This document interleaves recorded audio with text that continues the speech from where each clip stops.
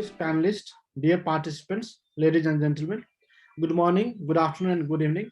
Welcome to the first NIICE-USI Strategic Dialogue on Navigating the Indo-Pacific. Nepal Institute for International Cooperation and Engagement and United Service Institution of India have MOU, and we have agreed to have monthly discussion on strategic issues. And for the first NIICE-USI Strategic Dialogue, we have picked an important issue, which is Indo-Pacific. Nepal Institute for International Cooperation and Engagement is an independent, apolitical, and non-partisan think tank which believes in freedom, democracy, and world free from conflict. We envision a world where sources of insecurity are identified and understood, conflicts are prevented or resolved, and peace is advocated. Indo-Pacific affairs is one of our important research topics here at NIICE. To chair today's discussion, we have the Director of USI, Major General B.K. Sharma. General B.K. Sharma has always been kind to us. He has always supported, guided, and encouraged us. Let me formally introduce General Sharma, though he need no introduction to our audience. He is the director of United Service Institution of India, India's oldest think tank, established by the British in 1870. He was conferred three military award by the President of India for rendering exceptional distinguished national service and for displaying courage. Besides, he has conferred National Award for Nation Building by the Confederation of Education Excellence of India in 2017.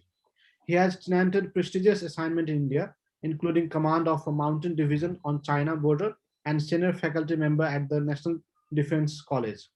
He has represented his country at the UN as a military observer in Central America and has been India's defense attaché in Central Asia. He specializes in strategic needs assessment methodology, scenario building, and strategic gaming.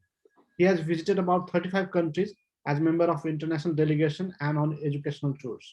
He has participated in 29 international conferences abroad and several such conferences in India. He has edited about 8 books, contributed more than 60 seminar papers at Indian and foreign journals and newspapers, and presented 30 research papers at international conferences. He edits prestigious USI Strategic Yearbook. He has lectured at the prestigious military establishment, policy think tank, and universities, literature festivals in India and abroad. He regularly participates in track 2 level dialogue. We have 4 distinguished and very eminent scholars and experts today. We have John Bradford, who is a senior fellow in the Maritime Security Program at RSIS Singapore. John Bradford is a senior fellow at the Maritime Security Program at the S. Rajaratnam School of International Studies, RSIS, Nanyang Technological University in Singapore. Immediately prior to coming to RSIS, he was a Council of Foreign Relations, Hitachi International Affairs Fellow placed in Tokyo at the National Graduate Research Institute of Policy Studies. His research focused on Asian security with a special attention given to maritime issues and cooperative affairs. His written work can be found in journals such as Contemporary Southeast Asia, Asia Policy, Asian Security, Asian Survey, Naval War College Review, and Naval Institute Proceedings, as well as in edited volumes, online publications, and monogram published by leading international think tanks. Prior to becoming a full-time researcher, he has spent more than 23 years as an US Navy officer. Second, we have Professor Yoichiro Sato. Professor Yoichiro Sato holds a bachelor's in law from Keio University, master's in international relations from University of South Carolina, and PhD in political science from University of Hawaii. Previously, he has also taught at the US Department of Defense, Asia Pacific Center for Security Studies, Auckland University, New Zealand, Kansai Gaidai Hawaii College, and University of Hawaii. Most recently, he was henchback visiting scholar and professor at the Colorado School of Mines. His major work includes Japan in a Dynamic Asia, co-edited with Satu Lee Maya, which was published by Lexion Books in 2006. Norms, Interest, and Power in Japanese Foreign Policy, co-edited with Keiko Hirara, published by Palgrave in 2008. The Rise of China and International Security, co-edited with Kevin Cooney, published by Routledge in 2008. And the US-Japan Security Alliance, Regional Multilateralism, co-edited with Takashi Inoguchi and John Ikenberry, published by Palgrave in 2013. We also have John Blaxland. Professor John Blaxland is a professor of international security and intelligence studies and former head of the Strategic and Defense Studies Center at the Australian National University. John is a senior fellow of the Higher Education Academy and fellow of the Royal Society of New South Wales, a member of the Asian Army Journal editorial board, and the first Australian recipient of a US Department of Defense Maneuveral Research Institute grant. He holds a PhD in War Studies from Royal Military College of Canada and Master in History from ANU and Bachelor in Honors from UNSW. He's a graduate of the Royal Thai Army Command and Staff College and the Royal Military College. He has extensive experience in the intelligence community, including as the Principal Intelligence Staff Officer of the Australian Infantry Brigade deployed to East Timor in September 1999, as an intelligence exchange officer in Washington, D.C., as Director Joint Intelligence Operation at Headquarters Joint Operation Command, as a principal author of 3 volumes, Official History of the Australian Security Intelligence Organization, and one-time official historian of the Thailand and Myanmar. Historian of Australian Signal Directorate. In addition, he was Australian's defense attaché to Thailand and Myanmar.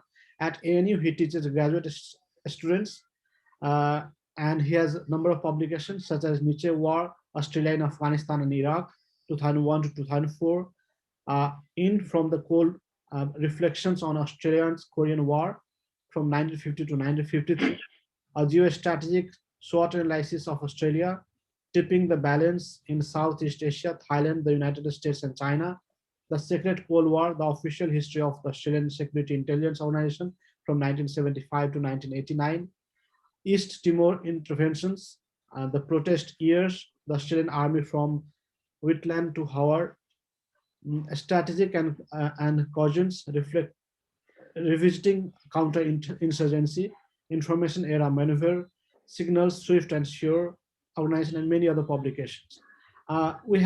We also have Admiral Shekhar Sinha. Admiral Shekhar Sinha is a former Chief of Integrated Defense Staff and was member of Defense Acquisition Council between 2010 to 2012.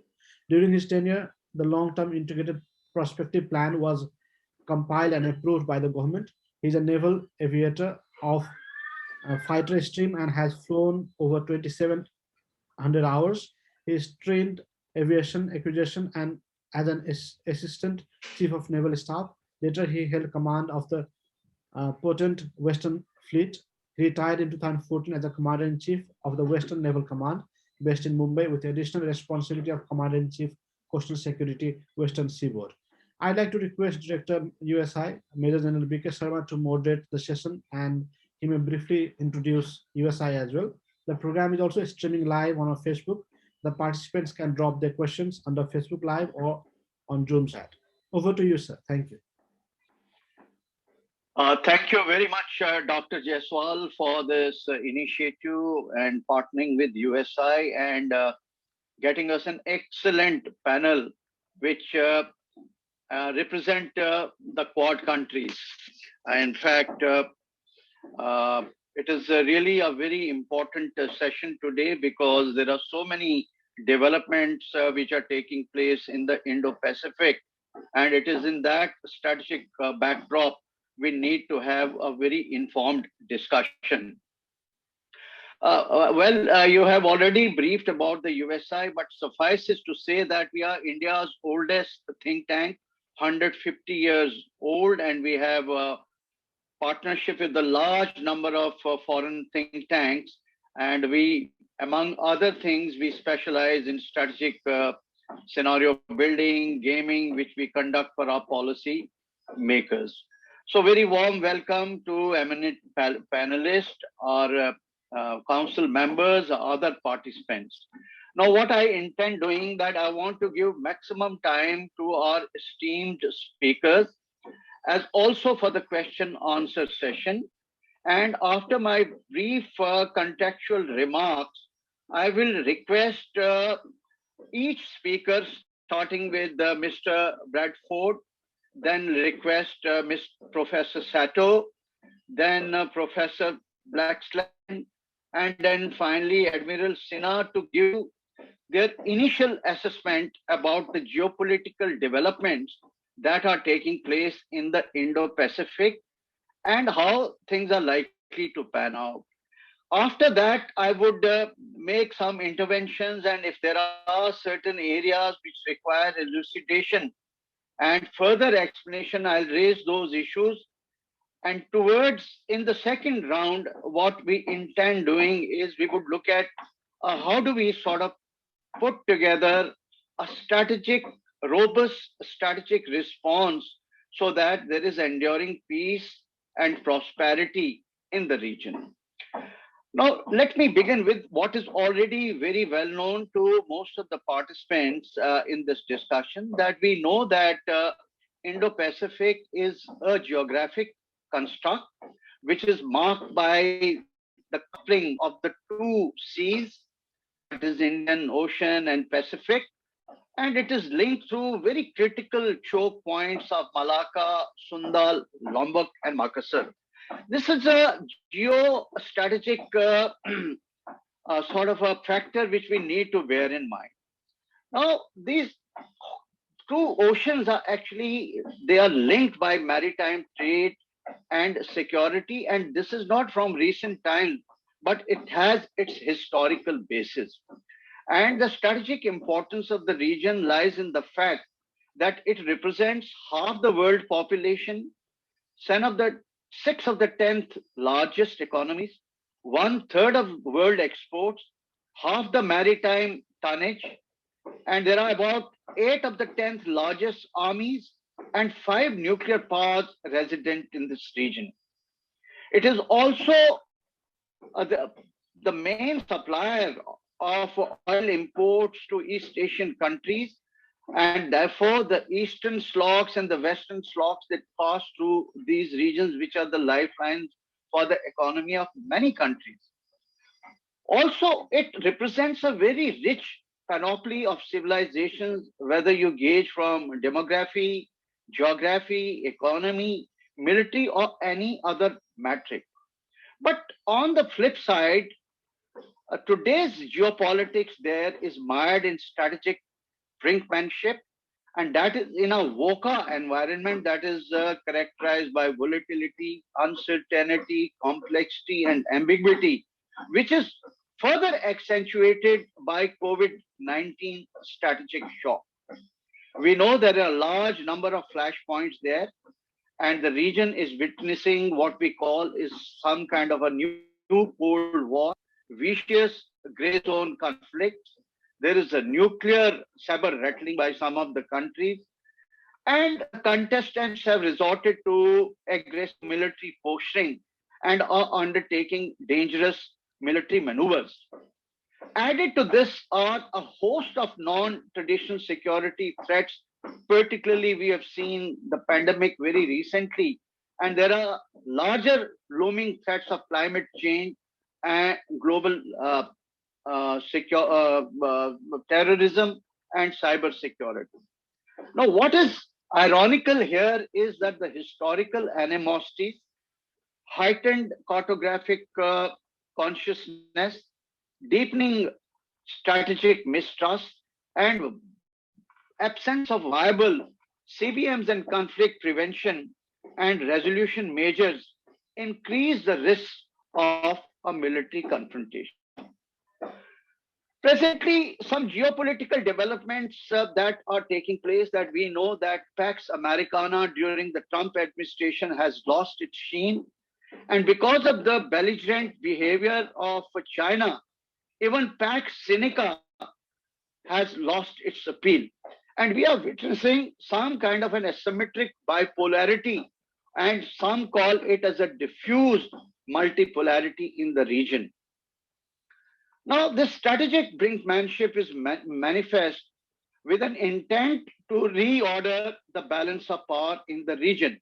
And in this, we know that the main contestants are US and China, and there is alignment and realignment of their positions by the middle level powers, and hedging, balancing, and binding by smaller powers like ASEAN to safeguard their security and economic interests, which are intertwined with US and China respectively. Now, US seeks to retain its resident hegemonic status here, and it has therefore come out with the US Indo-Pacific vision, which somewhat converges with similar visions recently enunciated by India, Japan, France, Germany, even ASEAN's Indo-Pacific outlook, even though there lie intrinsic convergences and divergences within that. Now, China seeks to create a Sino-centric Indo-Pacific through strategic initiatives such as BRI, regional comprehensive economic cooperation, much against the liking of US. It has gone ahead with the Eurasia or European Union Sino investment agreement, and also it has a very viable and sound financial institutions like Asia Infrastructure Investment Bank. From the perspective of security, it looks at the region in terms of two ocean strategy, and the operating part of that is anti-access, anti-denial. It has created air defense identification zone. It is militarizing the islands in the South China Sea. It resorts to military coercion, military belligerence, and very recently you are witnessing the wolf warrior diplomacy to further, serve its narrowly defined core interests. On the other hand, US under Biden administration is attempting to revamp its Euro-Atlantic alliance, strengthen NATO, energize East Asia security alliance system, institutionalize Quad with a proposal to expand it further and upgrade it to a summit level kind of a event. There are parallel initiatives such as the new G11, Democracy 10, that is D10, and even now Joe Biden is proposing the Summit of Democracies. US has also countered China by resorting to forward posturing. It has its own version of air-sea battle in which it looks at Guam and Diego Garcia as to two hubs, and its aircraft carrier groups and its amphibious ready forces at some kind of sword arms to moderate China's behaviors. There are also talks about decoupling and diversification of supply chains which are dominated by China. Now, it is in the midst of this we need to navigate this strategic milieu in the Indo-Pacific region. So with that as a background, I would request the speakers to just enlighten us what is their assessment, how things are likely to pan out. And may I now request Mr. Bradford to give his perspective in about 6 to 7 minutes. Over to you. Thank you very much, sir.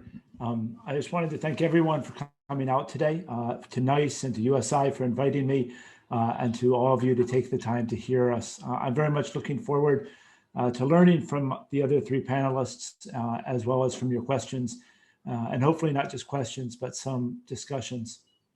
So I was asked to talk from a US perspective. And so even though I live in Singapore and I've been outside the US, I haven't been living in the US for almost a decade, I thought I would start off there with my perspective on what the Biden administration is likely to do. And then, as was already been previewed, I think one of the Biden administration's most important activities in the Indo-Pacific will be how it pushes ahead with the Quad concept. So I'd like to discuss what I think is likely to happen there and what will be most useful. So first of all, I don't think that careful watchers, there's been any big surprises with the Biden administration. It's already been noted that Pax Americana lost some of its sheen during the Trump years. But I would point out that when I talk to people across East and Southeast Asia, there's very much a divided view on that sheen. On one hand, there are people who see Trump as unreliable. They are confused by his rhetoric. or or places like South Korea are worried about its commitment to a steady alliance, and the transactional nature causes some troubles. On the other hand, the stronger position against China was very much welcomed for some. And I'd say more often than not, people will tell me that the alliances, despite surface tensions, are stronger than ever. I would say that the Biden administration then comes into the stance with a great opportunity. The position of Washington against, towards decoupling and seeing and regarding China as a strategic rival, that is cemented and it is bipartisan. There's very few people that don't see the world that way in Washington right now. So that gives Biden the opportunity to continue the strong stance that was so popular among some of his partners or some of the American partners, while at the same time revitalizing alliances at all levels. And so I think in there you're going to see less picking of issues that are relatively minor to the United States, such as exactly how many billions of dollars should go into host nation support or other small issues, in favor of advancing alliances and figuring out just exactly how we're going to work together. I also think that it's worth noting that the Indo-Pacific concept is alive and well. Although this concept in one form or another has been with us for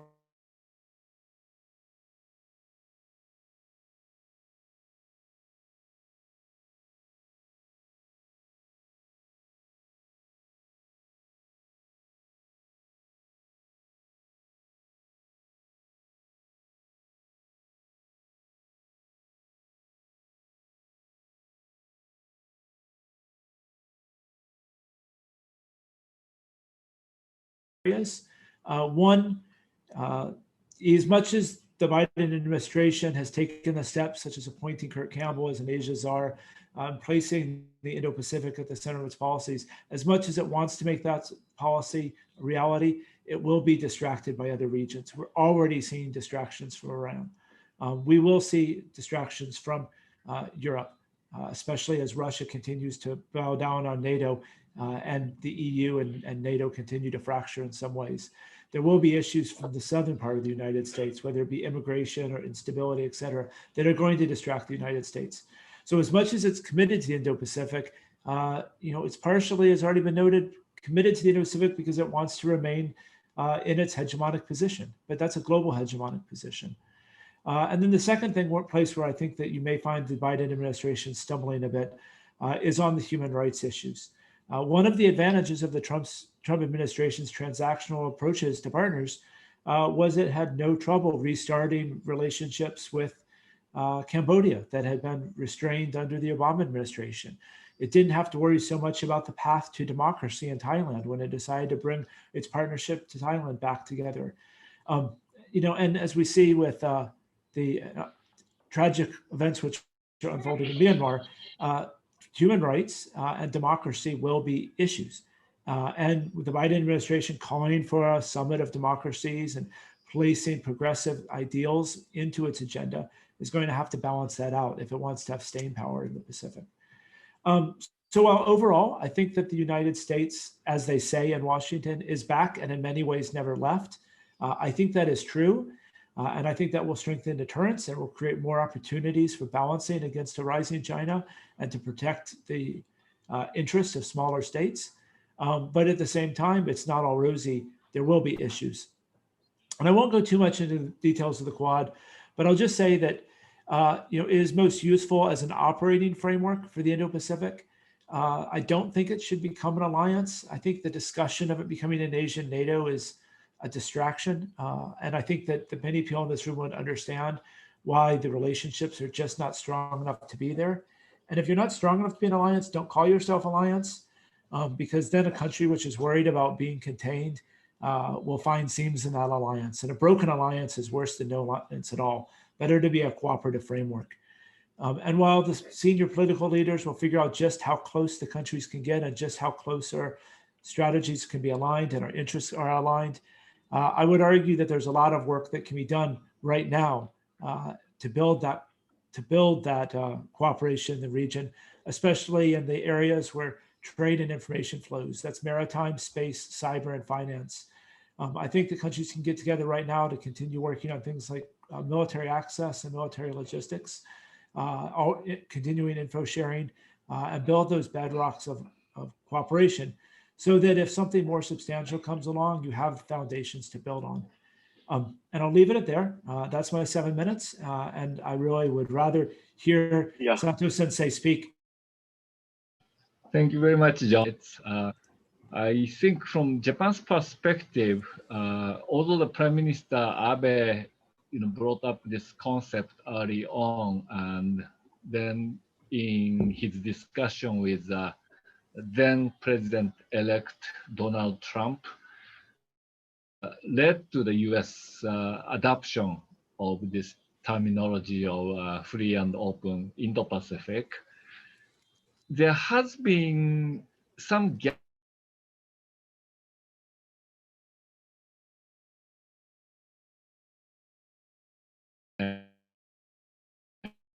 and I think many of you probably in the way Japan uses this term. Initially, it was supposed to be a strategy, but then the word strategy was replaced with vision. And this shows that Japan was somewhat cautious of being viewed as adopting the same kind of containment strategy, very strongly led by the US Department of Defense initially, but then later, as the State Department recovered from the initial turmoil under the Trump administration, under the new Secretary of Mike Pompeo, the Pompeo adopted a very anti-Chinese formulation of Indo-Pacific. And it was evidently clear that Japan was trying to keep distance from the way Pompeo was defining this particular terminology about the Indo-Pacific. I'll come back to that point a little bit later, but let me go back briefly to Japan's role in the Indian Ocean region. The Indian Ocean region has always been very important for Japan for obvious reason of the transporting energy resources back to Japan. And for that purpose, Japan's Middle East diplomacy oftentimes required a very fine-tuned approach to balance between the alliance with the United States and Japan's own diplomatic relations in the Middle East. From the 1990s to 2012, for a little over 2 decades period, we have witnessed the growing Japanese security activities in the Indian Ocean region. And it started with Japan's counterterrorism activity, but also you can even go back to the Gulf War time when Japan, after the conflict ended, Japan sent minesweepers to the Persian Gulf. So gradually Japan built on its activities in the Indian Ocean region, but it was more defined in terms of burden sharing with the United States and alliance management. Another word, meeting the American request to keep the Americans think that Japan is becoming a useful ally. That aspect was very strong.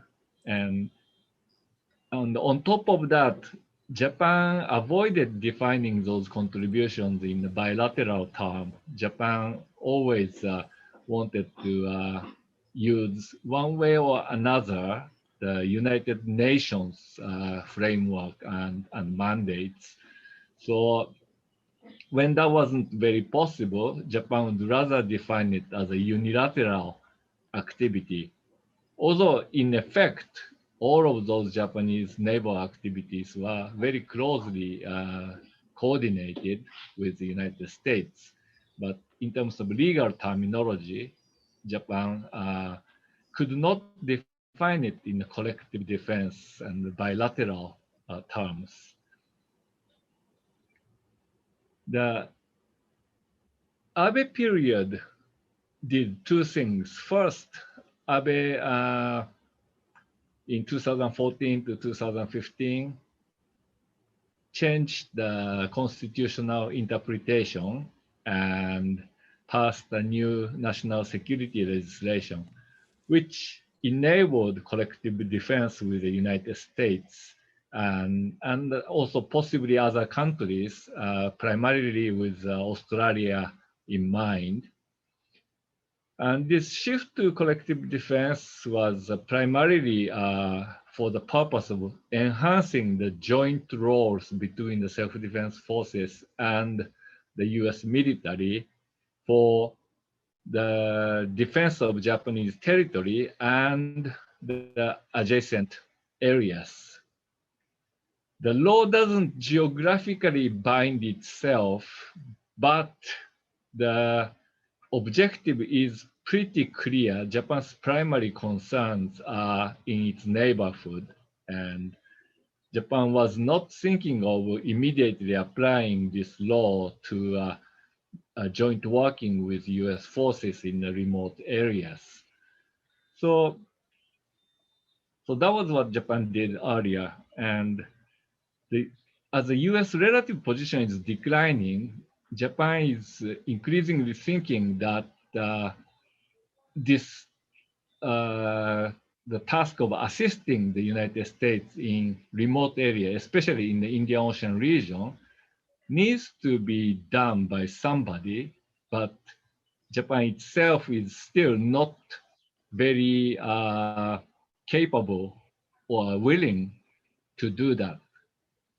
Japan faces a severe resource limitation, and for that, it was necessary that Japan works very hard at networking the existing alliances and also lining up new alignment partners, including India.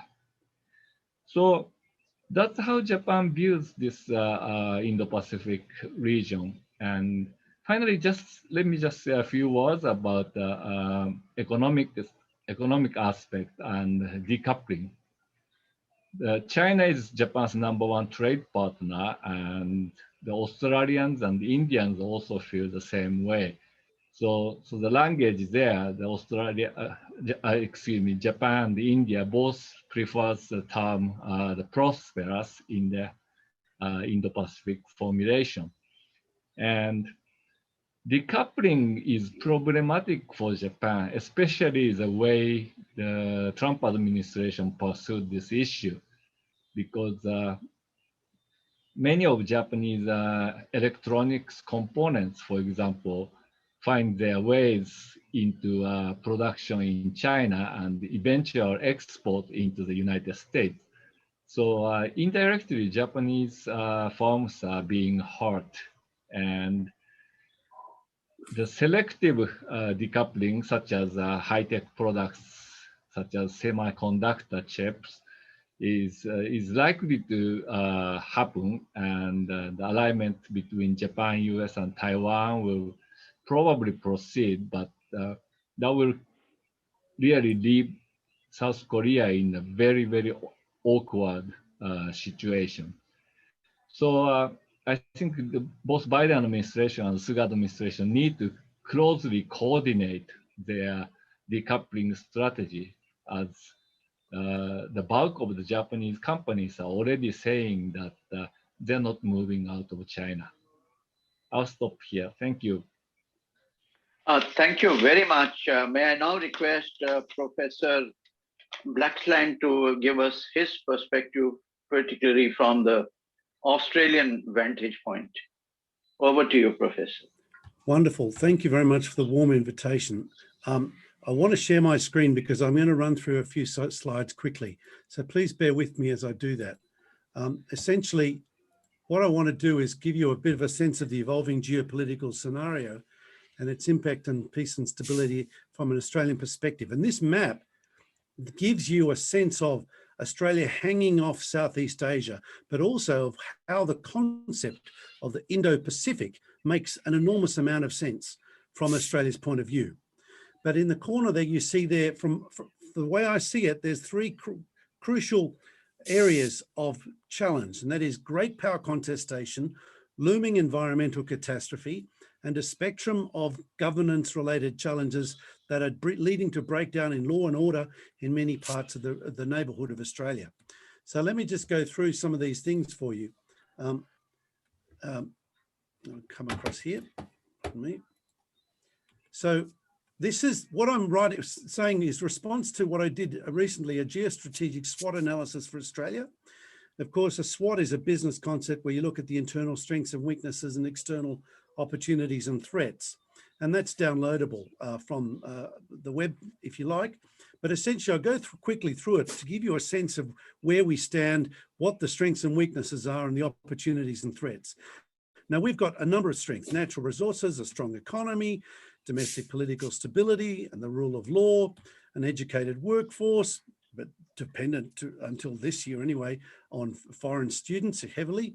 We've got a multicultural society, and that's benefited from migration from East Asia, Southeast Asia, and South Asia.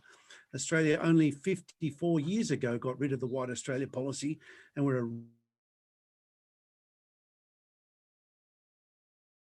richer country for now, increasingly so. We've got a honed and high-tech defence force. It's boutique. It's essentially, it can't sustain attrition in substantial conflict. It's a one-punch force. It's got an army of one to two divisions, depending on how you count it, a navy of a dozen warships and a handful of submarines, and an air force of basically 100 fighters. So it's not very much. But that's partly because we're an island continent. We have no shared land borders. We have no real disputes with anybody. So people can look and say, well, of course you don't need a big defence force. And part of that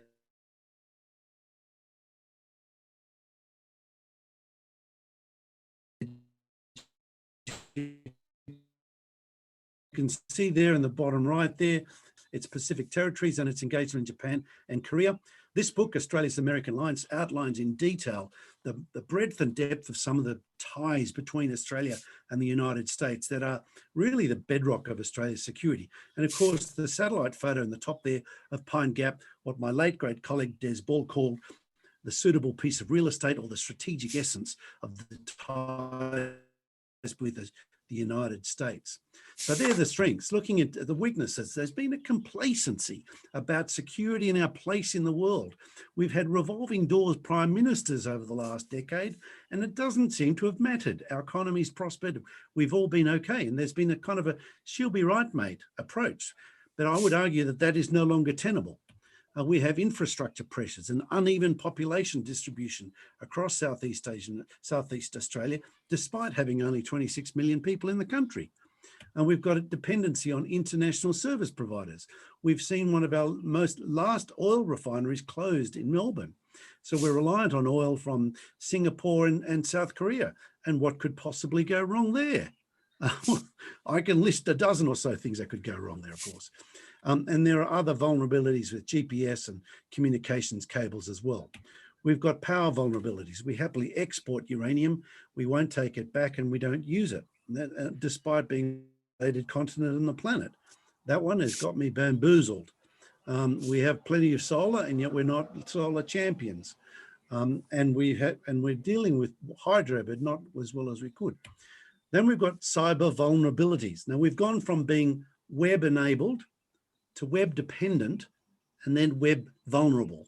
And we're seeing cyber attacks. My own university, the Australian National University, has been subject to a whole range of attacks lately. And then we've got limited sovereign capacity to respond to extended multifaceted crises or war. And we're trying to pick up on that space, but it's really a bit slow and a bit late. Then we've got some opportunities, and I'll do this geographically. South Pacific, There's enormous, this map here on the right is one of my favorites, showing the exclusive economic zones of the South Pacific. And you can see why China wants to get its hands on it. This is enormously, potentially lucrative. This is a space where the micro-states have enormous exclusive economic zones, enormous potential there, and the great powers want to play in that space enormously. Australia does too. In ASEAN, the Association of Southeast Asian Nations, this we have tended to conceptually disaggregate in our consciousness, and yet when you group it, it's a proto-great power. It's consequential economically, about half as great economically as India, and up there in the grand scheme of things. For Australia, it matters enormously, and we need to pay it more attention. Northeast Asia, the connections with Korea, Japan, the People's Republic of China and Taiwan are well known, and I don't need to dwell on them, except of course the fact that we've seen growing concern about China's illiberal assertiveness, which we can talk about. Ties with the Indian Ocean, particularly with India and across the Indian Ocean Rim Association, have been growing, manifested in part through the Quad, but other means as well. Then we've seen remarkable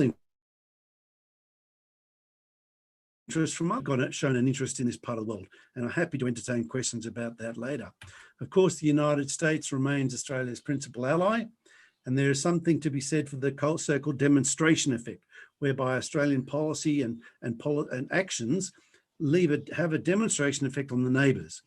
But of course, as this graph shows, showing a study I did recently with a colleague in Thailand, the red line being perceptions of influence of China and the blue line being perceptions of influence of the United States. American influence hasn't gone away, but it's been eclipsed, and that's deeply worrying. One area we don't give much attention to is Antarctica and the Southern Ocean, but Australia has an ambit claim for 40% of the Antarctic territory, and that is under challenge from China and elsewhere, but particularly from China. And if in the future, that place melts and becomes green, this is going to be increasingly contested. Then threats, foreign interference, cyber attack, America's evident transactional retreat from ideational leadership, which everybody's hoping Joe Biden will be able to follow through on reversing, but everyone's a bit wary about his ability to do that. Religiously and politically motivated violence, domestically and abroad, in Southeast Asia especially. Then the risk of conventional and or nuclear war. My colleague Brendan Taylor wrote the 4 flashpoints talking about East China Sea, South China Sea, Taiwan, and Korea. That's in addition to the challenges on the line of actual control in the Himalayas. Then, of course, there's increased environmental challenges and transnational security concerns with violent jihadist extremists, digital networked organized crime, violent political action thriving, slavery, human trafficking, piracy, and so on. And then there's risks of large-scale unregulated people movement. We have nearly a million refugees in Bangladesh who've been kicked out of Myanmar, and there's real concern about them possibly getting on boats and disturbing the order, the governance order of maritime Southeast Asia and Australia as well. But of course, that could become a lot worse if environmental challenges are to be believed and if the threats of the future grow commensurately. For us, the risk of a breakdown in relations with Indonesia is of grave risk. And of course, we've been playing a game of snakes and ladders in our relationship with Indonesia. We kind of work our way incrementally up the ladder, and then we're down the snake, we come over beef, boat, spies, Clemency Timor, Papua Jerusalem. We keep poking them in the eye, unfortunately. And then there are some existential significant challenges for the Southwest Pacific, which is the converse of the opportunities, the challenge about great power interest in exclusive economic zones, the fisheries, the seabed mining, the environmental challenges and the governance challenges with narco-terrorism, people smuggling, drug smuggling, etc. Yeah. So the final one is diminished biodiversity. And of course, we're living with the consequence of that now with the pandemic. I wrote this just before the pandemic, not quite appreciating what we are heading into. So there we have the SWOT, ladies and gentlemen. So there's a spectrum of security challenges we're facing. And they, as I say, my distillation of them is in these 3 areas: great power contestation, environmental challenge, and governance challenges. So what should be the Australian response of Australia for the peace and security in the region? That, ladies and gentlemen, we will have to wait until afterwards, because that's coming up later on. There we go. And I hope that's not too long. Thank you. Thank you very much for this exhaustive presentation. And now, before I turn to Admiral Sinha, after, sir, you make your initial remarks, I will raise a set of questions, and then you could be the first one to respond to those questions. And I think you have a commitment. So you may kindly depart, and then we'll interact with the rest of the panelists to find certain answers to those questions. Over to Admiral Sinha for your initial remarks.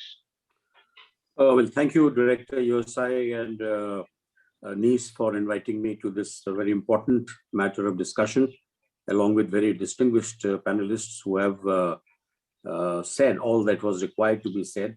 All I will add is that, when you say navigating through Indo-Pacific, like a typical nautical man, this navigation is not going to be a very easy passage because it is full of hazards.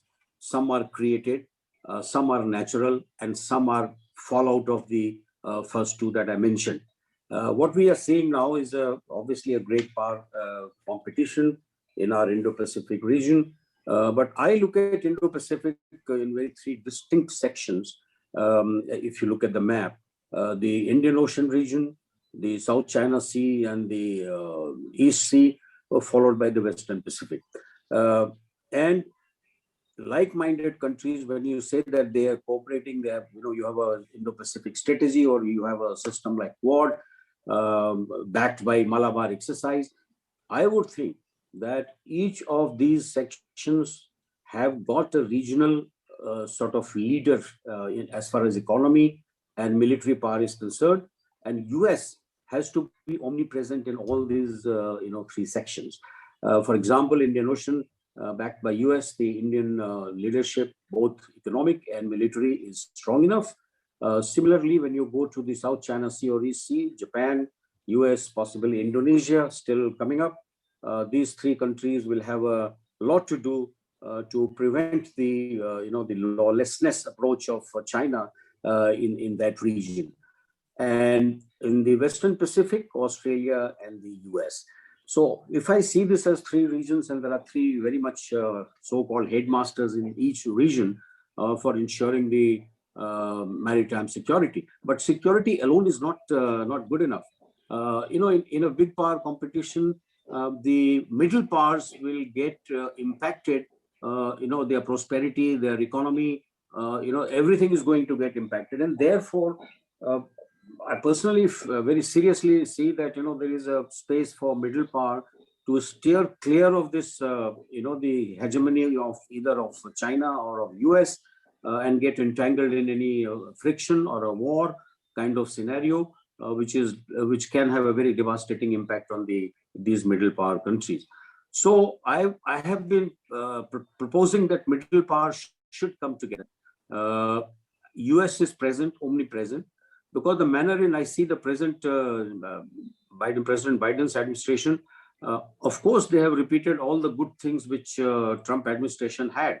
But how far will they go? Will they go, or will they maintain the same tempo as of President Trump, or will it sort of come down in its intensity? My guess is that it will come down in intensity, because there's already a little bit of reconciliatory approach I can see with the US. And I'm glad Sato-san mentioned that Japan is also, shall I say, not very reluctant, but Japan has a lot at stake. But so has India, so has Australia. China is the largest trading partner of more than 120 countries, including these four. So those compulsions will always remain. And decoupling is something which is, full decoupling is not a possibility in a short term or even in a medium term. Because while we are trying to decouple, China has not stopped increasing its technical sort of advancement, 5G, AI, so many things. And therefore, I think that it is time for unity if we have to resist or restrict. So once General Sharma takes over from here, I have a few sort of suggestions and recommendations as to how do we go about it. Thank you. Thank you, sir. I think we had a very good initial response from the experts. My big question here is that the big elephant in the room is China and its Belt and Road Initiative, which has a very heavy and strong economic component in it, which is creating some kind of a gravitational pull to other countries that need development. Now, so far, whatever initial contours we see, it has a very strong tone of security alliance. And the other aspects of geopolitical alignments, security, technology, those are actually not very well defined. And unless we are able to put some money collectively and meet those developmental needs and economically balance China, how are we going to proceed further? So this is my major issue, because I feel the future of Quad, unless there is a strong technological and economic component in it, appears to me absolutely dim. So therefore, my questions that I have is to say, Dr. Bradford, what has happened to, say, US policy of Asia Reassurance Act, its Build Act? Is it going to be converted and subsumed by the Swot, a very comprehensive policy? Likewise, if you look at, say, Japan. Now, Japan has come out with what they call is Expanded Partnership for Quality Infrastructure Initiative, wherein you want to pump in some money in the region. But so far, we have not seen any except on bilateral basis, but you've not gone into a multilateral kind of a construct. Can that be part of your, what you call is Quad? Coupled with this is, is Japan keen to be the sixth eye? You already got a 5-eye kind of a dispensation. And there is a talk of Japan joining the sixth as a sixth eye. I also listened to the Foreign Minister of Australia, and from the presentation of the professor, it appears that Australia, on one hand, you are asserting for the centrality of ASEAN, and you do not want to get sandwiched between the two hegemons, that is United States of America and other. So I feel there is some kind of a hedging which is already inbuilt in a country like Australia. Now come to India. India is the only country which has 3,488 kilometer contested borders. And for the last 8 months, we were virtually short of war with China. And therefore, there is a risk of, India becoming the fall guy and in that kind of a thing. That if other countries are hedging, then India has a real problem. So I would request General Sinha that Admiral Sinha, how does this border issue will come into the India's calculus of how much should they push the envelope and how much they should get part of this, particularly in the security domain. Same is the dilemma of Japan having the dispute with Senkaku Island. And China has already got an air defense identification zone there. And they take some very, very assertive, belligerent maneuvers, particularly using these coast guards there. So keeping these geopolitical realities in mind, what is the prognosis of Quad or any other dispensation in the Indo-Pacific? What is the attraction for its getting expanded with countries like Germany, UK, France, Singapore, South Korea joining the bandwagon? Or is it that we are looking towards a world where maybe in times to come, keeping in view the interdependence and complementarity in the economic relationship of China and US, they find a new modus vivendi and find some kind of a notional balance of power in the region, because such concepts have been doing circles in the past, what you call as Great Two. So with this kind of a thing, may I now request Admiral Sinha to give his views on the subject. Thank you, General BK. I think you have really hit the nail on the head, because unless the the present is sort of brought under control, it'll be very difficult to have a hold on the future. The second big issue that you talked about, the technology and other developmental agenda, you're absolutely right. If you take the case of India, we are just about 3 trillion economy, and China is about 12 point something. I believe it is likely to hit 15.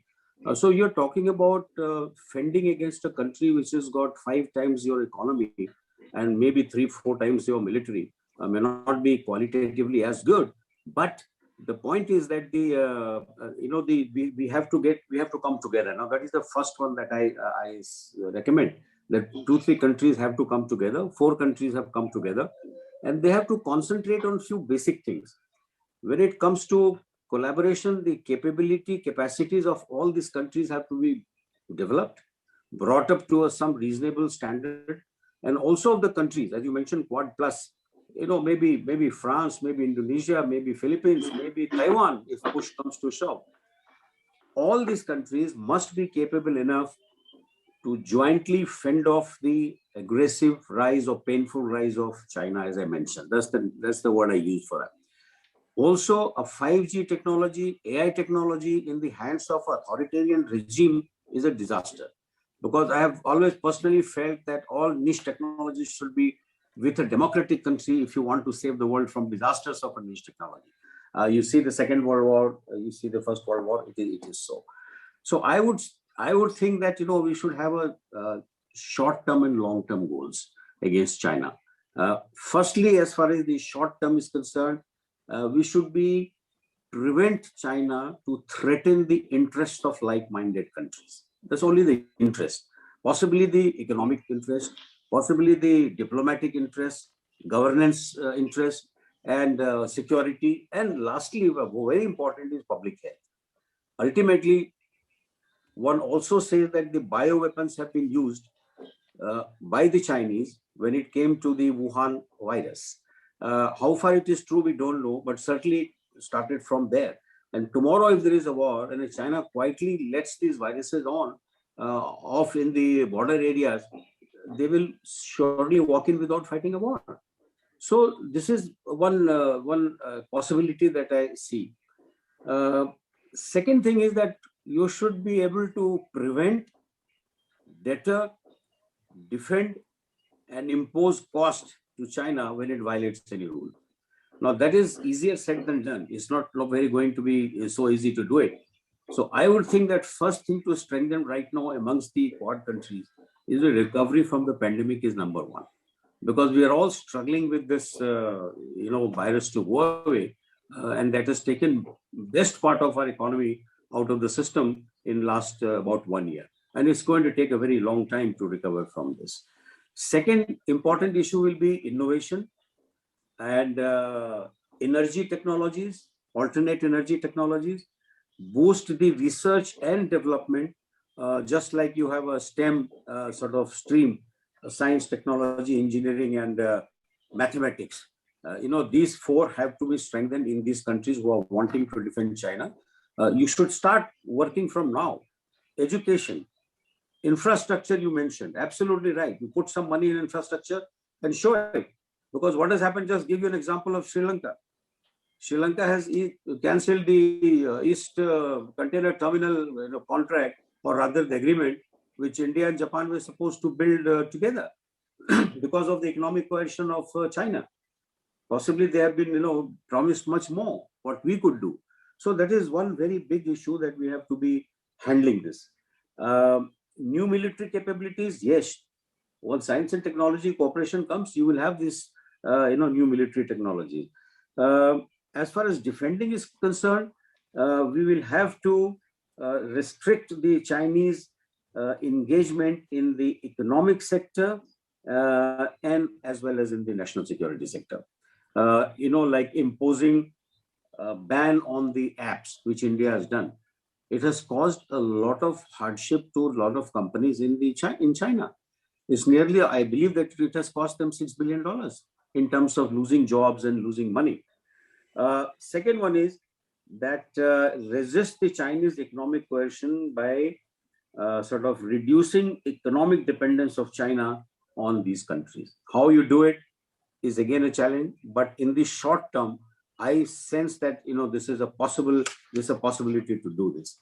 And lastly, you have to not only engage with friends, but also engage with China from a position where you are slightly stronger than the Chinese are. For example, you mentioned about the at sea. Right now, India is in a position of strength. In the South China Sea, probably the balance of power is, hanging absolutely really in balance. And Pacific, it is very much with the Australians and the US Navy. So I think that these are the areas in which we can engage with each other so that the potential of war or a friction does not sort of spill over into something big. China also has some mutual interest, which will match with all these four countries, the Quad and maybe more. The one that I see is public health, immediate one. Second one is the climate change. Thirdly will be the global economy. Then it will be non-proliferation. These are the areas where I think that Chinese will have to, we must engage with China, and they will be quite happy to, meet at some middle point and do something which is good for the world. And my sense is that when time comes, as a slow process, because this is a slow method of progress, that there will be change in the manner in which China looks at the world and in the manner the rest of the world looks at the world. So I will stop here. There are long-term strategies also, but short-term, this is what my suggestion is. Thank you, sir, for that very thought-provoking response.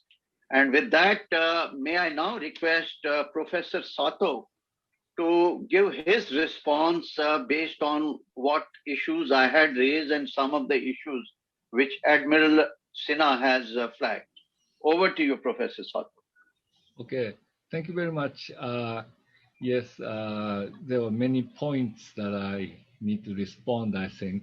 The one issue about the infrastructure aid, Japan has been involved in bilateral aid, and will Japan try to frame it in a multilateral way through the Quad channel? Well, I think India and Japan have discussed jointly approaching the Africa connectivity, and it's still conceptual base, but there might be some tangible resource coming toward that initiative. And I think Australia, US, and Japan are also talking about assisting Pacific Island countries. And if it's not multilateralized, I think it will be coordinated, still bilaterally distributed. So that kind of coordination might be sufficient rather than creating a multilateral body. And I think Japan could still use ADB as long as other countries help Japan balance China's presence within that organization. Five Eyes, I think Japan is very willing to join, and I think it's a matter of how well Japan can improve its domestic law to keep secret. And the leftist opposition against national secrecy law is quite strong, and I don't know if Abe can not Abe, sorry, the Suga or any of his successor can effectively make an improvement on it. The Senkaku Island, I think, is definitely a hot issue right now, and China's recent the announcement of the new Coast Guard law, which basically enables the Chinese patrol boats to fire upon the Japanese patrol boats or Southeast Asian patrol boats and so forth, is quite worrisome. And because China has been sending patrol boats into the territorial water of the Senkaku Islands and chasing the Japanese fishing boats, this has become a real fear that China may be ready to use a kind of gray zone tactic to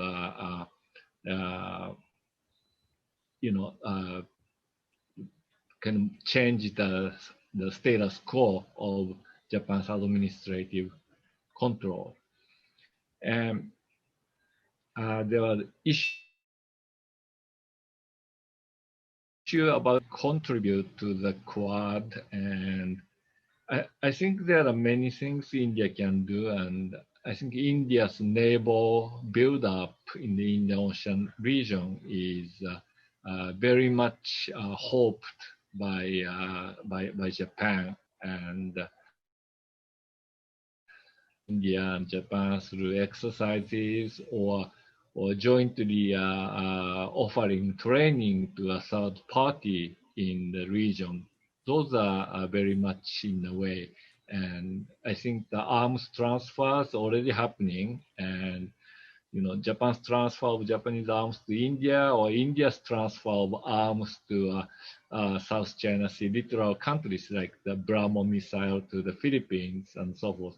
I think that sort of networking is very helpful because many of the developing countries in the region cannot afford American weapons. And if India can join the suppliers, that will offer more choices for them.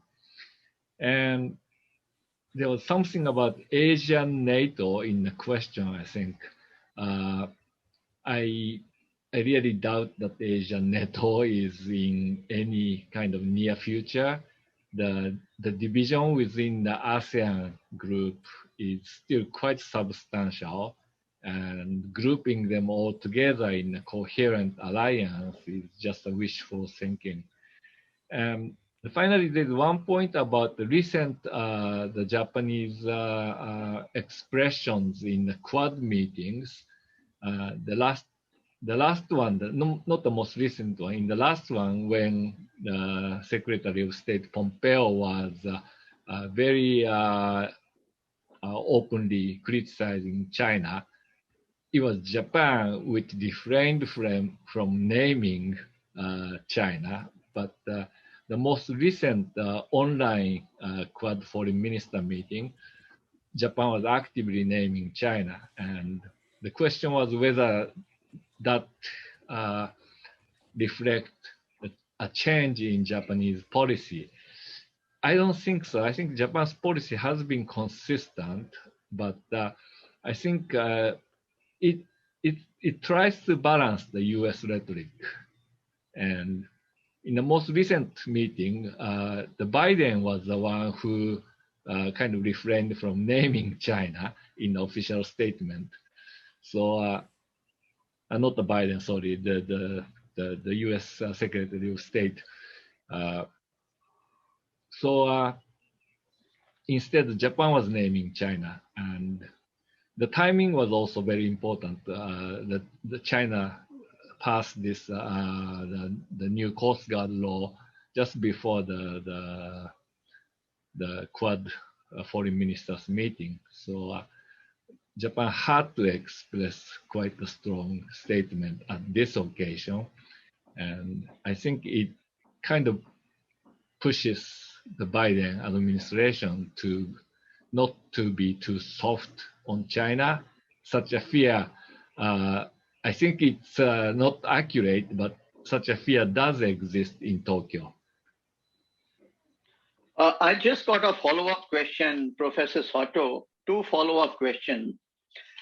What you find is the feasibility of a construct wherein Japan takes care of East China Sea, India takes care of the Indian Ocean region, Australia takes care of the choke points along the Indonesian archipelago, and that gives space for maneuver to America, probably in the Western Pacific. Given your geographical proximity and a very heavy military posturing opposite you by China, are you comfortable with this kind of a construct? This is my question 1. And my question 2 is, what is that low-hanging fruit for Quad that we should immediately grab?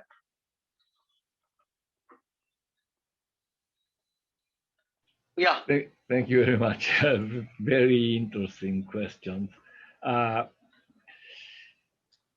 the first one, the geographic division of labor among the Quad countries, I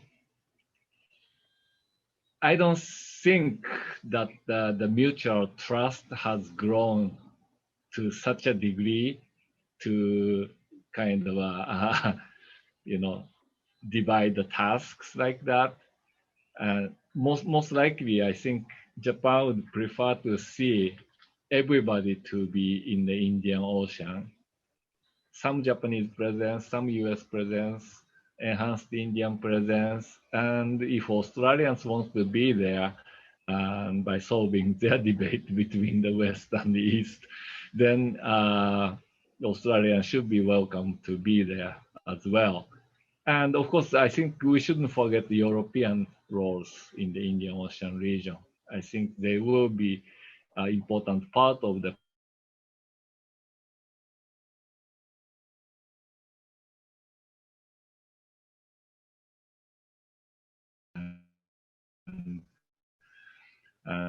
Japan, Korean Peninsula region and take part in some of the UN sanction operation against. So the broad coalition will include many of those parties.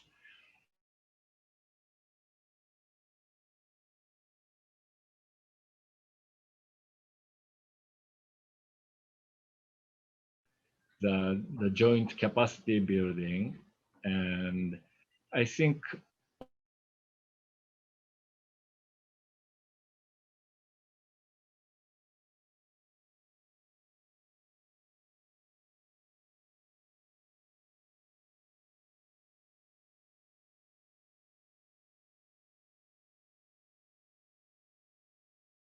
JICA project to train the Coast Guard officers, and Japan is bringing in, this year only online, but Japan has been bringing in Coast Guard officers from not only the East African coast, but even from the West African coast.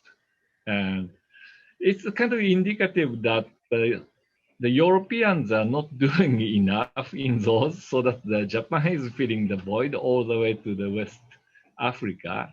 And I think all of the Quad nations can put their efforts together to train more of those African Coast Guard officers, so that we don't have to worry about pirates and transnational crimes there.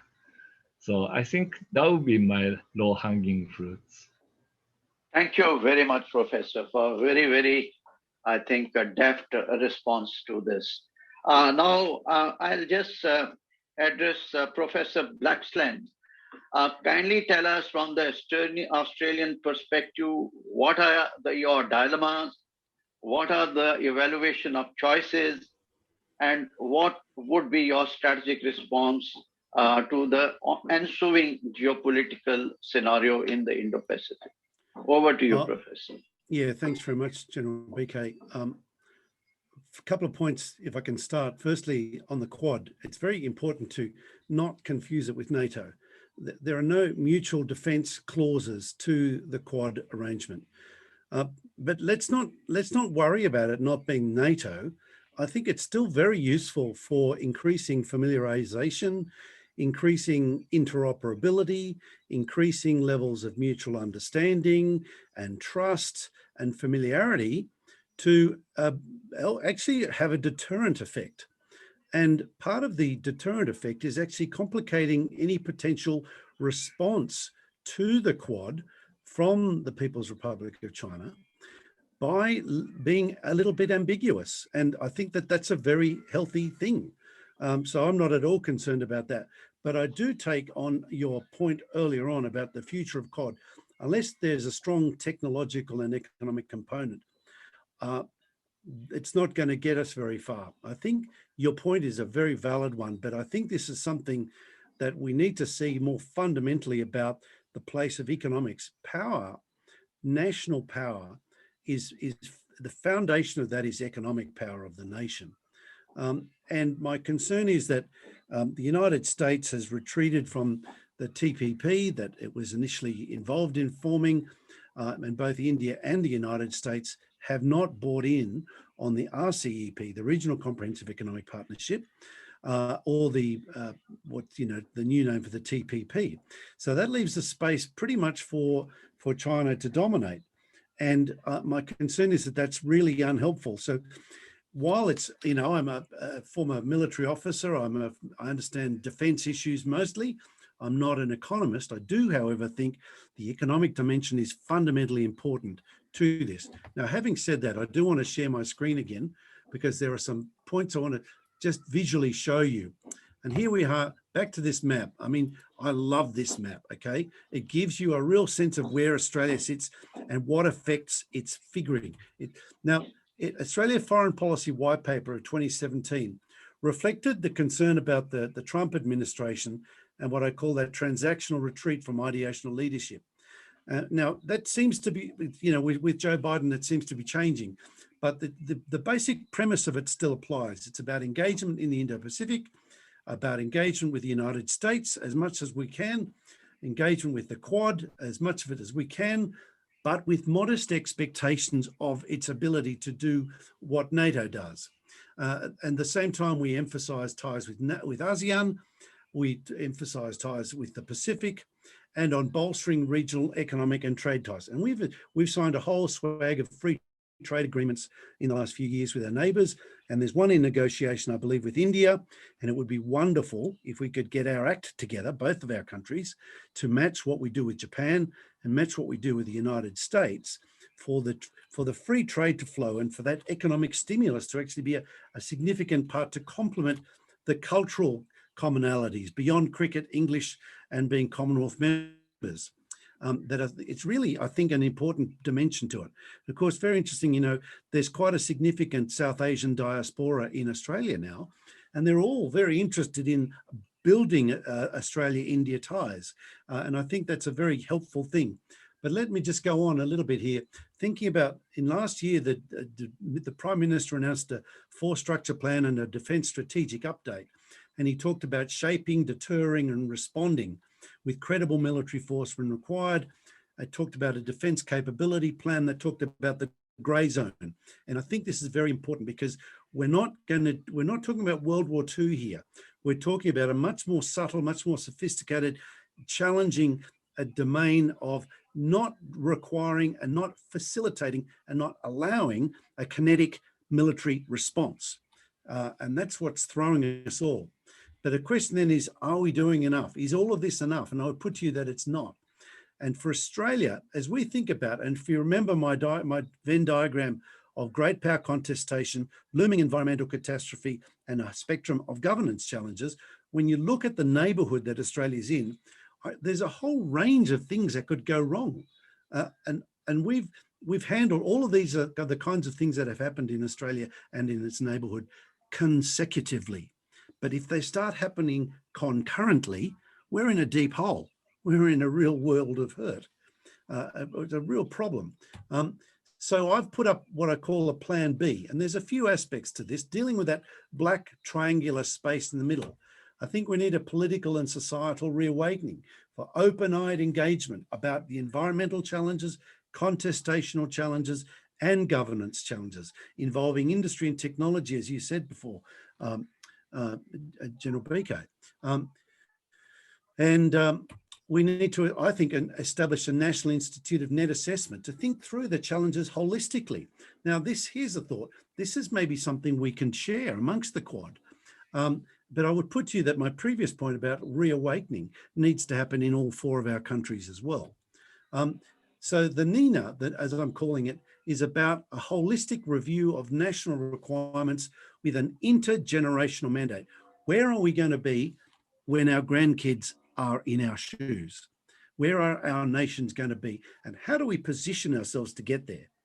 And I think there's an enormous amount of space for the Quad countries to be thinking collaboratively in this way, in this domain. Now, the ANU, where I am based, the Australian National University, has established an Institute for Climate, Energy and Disaster Solutions.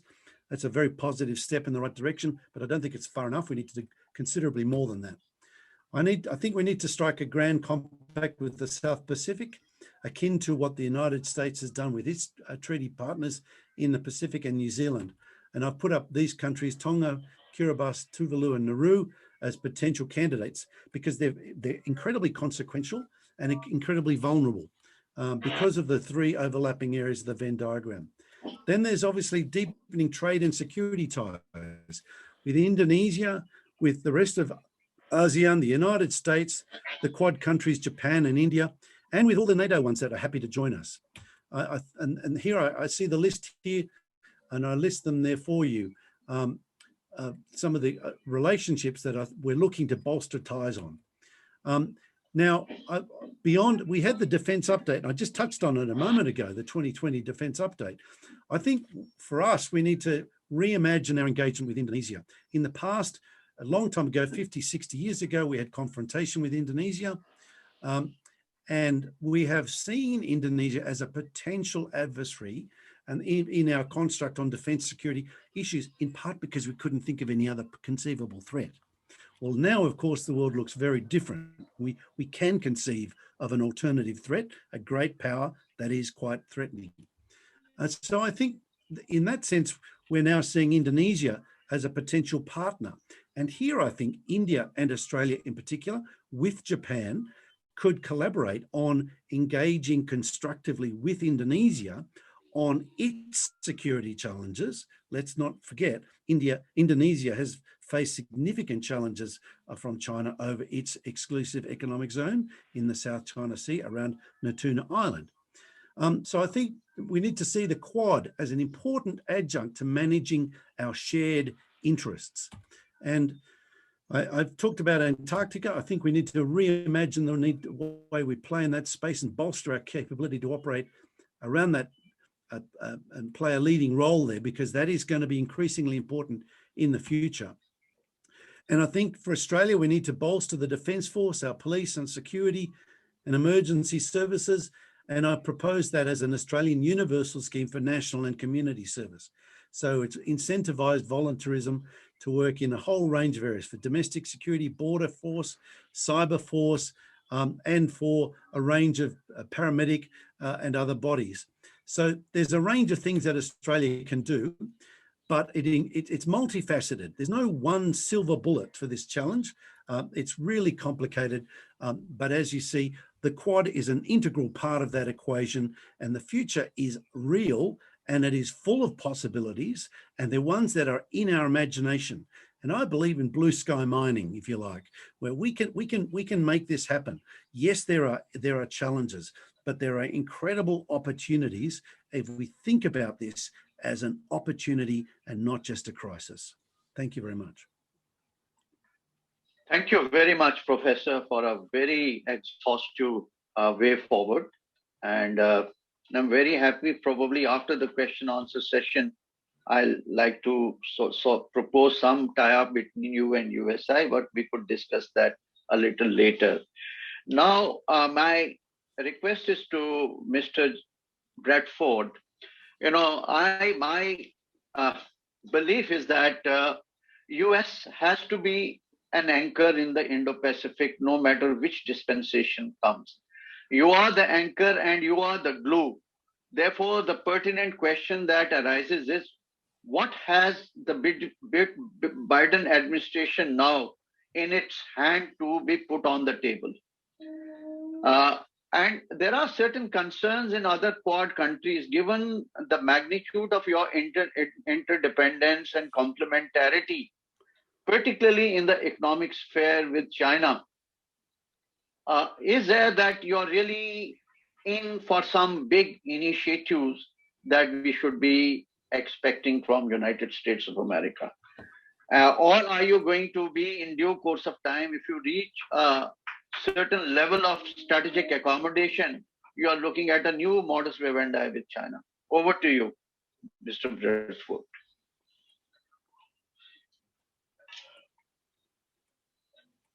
Hello. Is he there?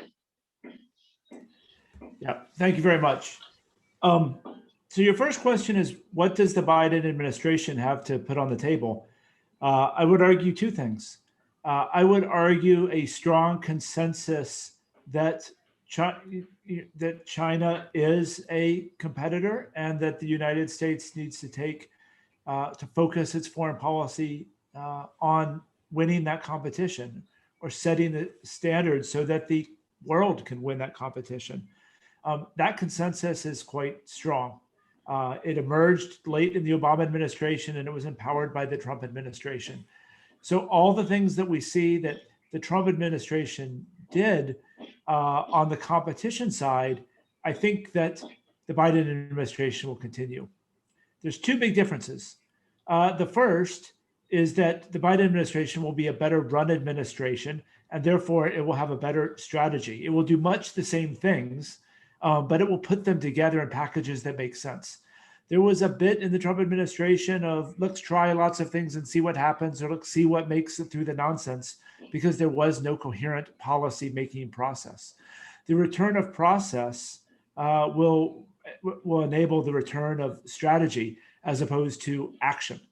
So I think that's a huge difference. I also think that it would be a level-handed approach to allies. And I think I mentioned this earlier. The Trump administration never abandoned allies, but it sometimes made things unnecessarily hard for them. It sometimes picked fights that didn't need to be fought. And it sometimes opened scabs that existed. And so I think that the Biden administration is going to be able to, that's the second thing that they can put on the table, is the leadership that we've come to, historically accustom ourselves to coming from the United States. And I'd also like to point out, just this other kind of idea. There's a talk of a United States retreat or a U.S. loss of interest in the United States, and to some extent that's true. Loss of interest in the region. To some extent, that's true. You don't see as many you did not see in the Trump administration as many senior leaders at ASEAN meetings than you saw under the Obama administration. You saw continue, but I think that the good point is that it was always the anchor and it was always the glue. You can let's take a case study in Thailand. One could take a case study that Dr. Blackson knows very well, Thailand, and it's leaning a bit more towards China. Very much true. But the United States is still the security partner that has more than 50 exercises with Thailand every year. It still has Cobra Gold. Even in years where the United States and Thailand had great friction and scaled back Cobra Gold, it was still by far and away the largest security event in the calendar in Thailand. The same thing is true of India in many ways. India is one of the U.S. partners, which is in some ways furthest away militarily, yet India has more exercises with US PACOM than any other foreign partner. And in fact, India is the #1 exercise partner of US PACOM if counted by number of events. The bases in Japan still housed a Navy, which is bigger than the Australian Navy. The US Navy in Japan is bigger than the Australian Navy. It's bigger than the Royal Navy. It's about the same size as the French Navy. So the United States in many ways never left. And I think the Biden administration is just going to be able to use everything more smartly, backed up by the consensus that we've seen develop in the last 5 to 6 years. I'd actually really like to talk about some of the other things that were brought up, but that's the only question you asked me, and I'm conscious of time. So I'll hand it back over to the chair. Thank you very much for that very, very interesting and very, very assuring response from you.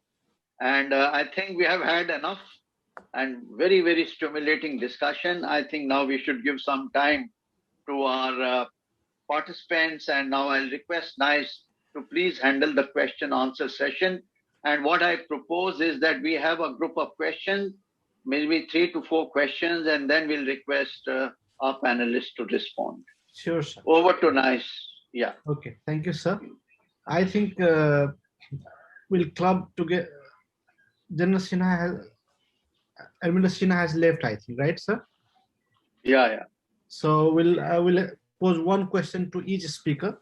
First, I would like to thank all the speakers for their wonderful remarks. Let me open the floor for discussion. The first question is for Professor Sato. Like almost all the countries who are part of Quad are economically dependent on China. So what role will economy play in the future of Indo-Pacific strategy? That is for Professor Sato. We have received another question for Professor John Blaxland. His question is, will Indo-Pacific strategy bring China and Russia together? Is there chances of military alliance between China and Russia in future? And third question is for John Bradford.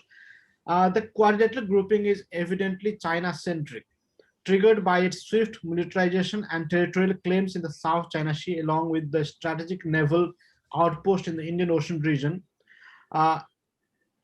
In my view, the Quad's strategic promise is oxymoronic because we are hoping for alignment with while retaining autonomy.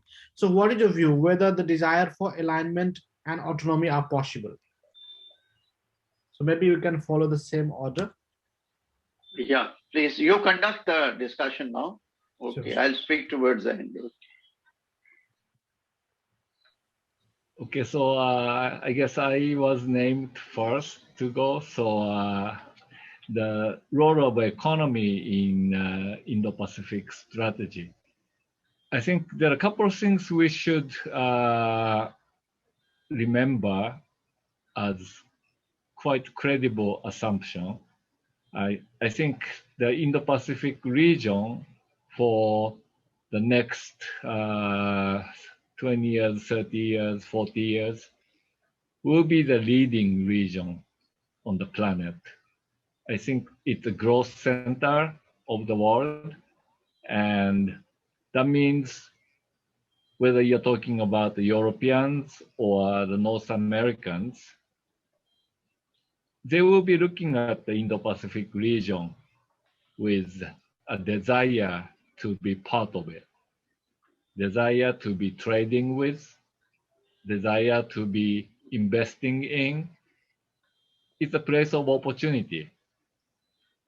And the integration, I think, has been achieved through, but the Europeans, they are signing free trade agreement with this region as well.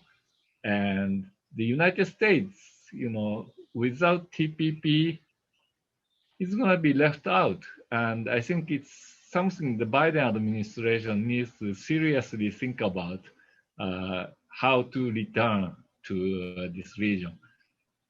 And now, luckily UK left the EU, but now it's expressing interest in joining TPP.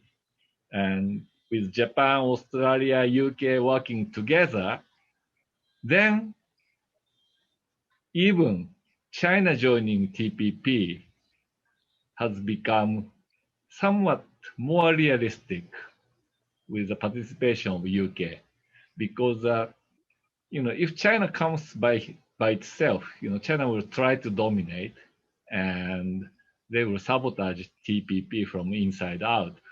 But the more true free traders within the group, the more likely that the TPP can discipline China, not the other way around. So that's a very important part that the Europeans are getting involved, and we need America back into TPP. And finally, I think with a strong economic integration, including China, I think there's a good chance that this peace based on liberal interdependence will suppress the military rivalry and so forth. We need to work on economic integration of this region, not the division, the kind of division the Trump-Pompeo line was talking about. So that would be my answer. Thank you, sir. Shall we move to Professor John Blaxland? Thank you. So will the Indo-Pacific strategy bring China and Russia together? Well, they're already pretty darn close. They're collaborating more than ever. This is, it's quite a conundrum, because when you think back to the days when Henry Kissinger went to Beijing and in the Cold War and supposedly split off China from its alliance with Russia, it was about changing the power dynamics on the Eurasian landmass. That seems to have been reversed lately. And the challenge is actually working out how to mitigate the consequences of that. And it's hard to do. Essentially, China and the Russians, I was going to say the Soviet Union, which is a bit of a flashback, but the China and the Russians at the moment have a strong and compelling interest to cooperate. China has what Russia wants, and Russia has what China wants. Russia has nukes, it's got advanced military technology, and it has derives considerable financial economic benefit from sales to China. China, of course, has the opportunity to purchase a lot of oil and gas from Russia, and but of course, being neighbours, we know that they've fought in the past. We know that this is not a particularly intimate relationship, and we know that while Putin and Xi are managing to get on okay, it's not out of a deep-set fondness for each other or a deep sense of common culture, common identity. Their identities are quite distinct and quite separate. So my sense is that what we're seeing is a temporary situation. Now, it may well be enduring for some time, but I don't think we need to worry about this being some kind of deep set, more integral network or a NATO-like replacement, because essentially Russia has a lot to lose if China comes out more powerful than it already is. The vast expanses of Eastern Russia, sparsely populated but resource-rich Eastern Russia, is in terms of intergenerational concerns, a real worry for the powers that be in Moscow, and so that's a fact. That's not going away. And so while it's convenient for now, I don't think we need to worry too much about it in the long run. But in the short term, there is certainly a lot of cooperation between the two. My concern in this space in particular is the prospect of, the classic Eurasian landmass challenge, where one great power exploits a crisis and generates an opportunity at one end of the Eurasian landmass, be it on the Korean Peninsula, the Taiwan Straits, East China Sea, Senkaku Island, you know what the Chinese call Diaoyu, or the South China Sea, or at the same time, at the other end of the Eurasian landmass, you have a Kaliningrad crisis, something affecting the Baltic states, Estonia, Latvia, Lithuania, some kind of challenge to NATO in that space that could present a real conundrum for the United States, for NATO, for the West, and certainly for the Quad. That's, of course, that's actually in the short to medium term, that is a not implausible prospect that we need to be mindful of and thinking through. Thank you. Mr. Bradford. Yeah, thank you. The question I received had to do with strategic alignment within the Quad. And I think this is an essential point, because while the four members share broad consensus, what we have is not real strategic alignment. There's a lot of divergence in the details and some amount of residual mistrust. I would point out, I'm going to talk a little bit about the details of where those relationships lie, but I would point out that building alignment, we can encourage that through diplomacy and education, track 1 and track 2 dialogues. But at the end of the day, strategic alignment is about interests. And nations have to reach their own consensus or their own awakening, perhaps, to know exactly where their interests were. And as long as there remains divergence of interests, then the Quad is not going to be an ironclad ironclad relationship like the United States enjoys with Australia or Japan. So speaking about those relationships, I think of the members of the Quad, the US-Japan leg of the Quad is probably the strongest. I admit, as an American naval officer who spent more than 15 years in Japan, I carry with me a bias to that assessment. But I think it's really true. I think the outlook is the same. I think there's a lot of experience operating together. The biggest differences would be in language and style. The United States still, has a cowboy diplomacy type style, whereas Japan is usually labeled as a courteous power, a stealth superpower, even a ninja superpower. Ninja term not being an assassin, but someone who uses their foreign policy in something that is thought out and planned and quiet and balanced. And then of course, that's not to belittle the US-Australia relationship, which has lasted a number of wars where we fought side by side and many other hurdles. Partially encouraged by those two strong points, the Japan-Australia alliance or cooperation has come a long way. The only country that Japan will defend through its policies of cooperative self-defense is Australia. The only country that Japan has a reciprocal access agreement with other than the United States is Australia. In fact, some would argue that's actually a stronger statement because the US-Japan SOFA allows the US to come to Japan, but not Japan to come to the US, while as Japan-Australia agreement is in fact reciprocal. But the India-Australia link is much weaker. I am not the expert on that in this room, but I think it's quite clear that trust is not as high, confidence is not as high, and experience in the relationship is not as high. So what does that mean the Quad can become? I would say the Quad can become a framework. I would agree with all the speakers who've said that it shouldn't be a NATO. It can't be a NATO. A NATO is a collective self-defense organization. It's an organization that has common C2. The Quad is an organization that thus far's biggest achievement is a multilateral naval exercise once. And I think that's a great thing, and I think there's great potential. But to carry from there to NATO is a very long road to go ahead.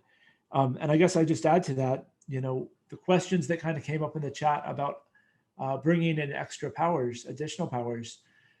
Additional powers is great in that it broadens the network and expands the alliance and brings more power to it. But no matter who that partner would be, it's only going to further dilute the alignment between the members. I think that the best candidate would be France. France is a large country that has that sits like the United States, Australia, Japan, and India at the edges of the Indo-Pacific, and it has a fairly common view. But there's even more divergence between France and the current Quad members than there are between the current Quad members. I think talk of bringing in Singapore, Indonesia, as a person who lives in Southeast Asia right now, and Southeast Asia security is my bread and butter, they lack this strategic view of China as a threat that needs to be balanced against in any sort of hardware military way, even in terms of economic interdependence and divergence there. So while it would be, in an ideal world, wonderful, the divergence is too great that all you're going to do is water down the Quad to become another talk shop. So I think that answers the original question and a little bit more so. So let me hand the chair back to Pramod. Thank you very much. Thank you, John. We are running out of time. We hardly have 15 minutes, but we have received around 35 questions on Facebook, Twitter, and different platforms. So let me put the last set of questions, one for each speaker. But if you want to mention any important aspect that is there on the chat, maybe you can use the 3 minutes for each speaker that we have. For for John Bradford, is there any scope of militarization of Indo-Pacific through Quad?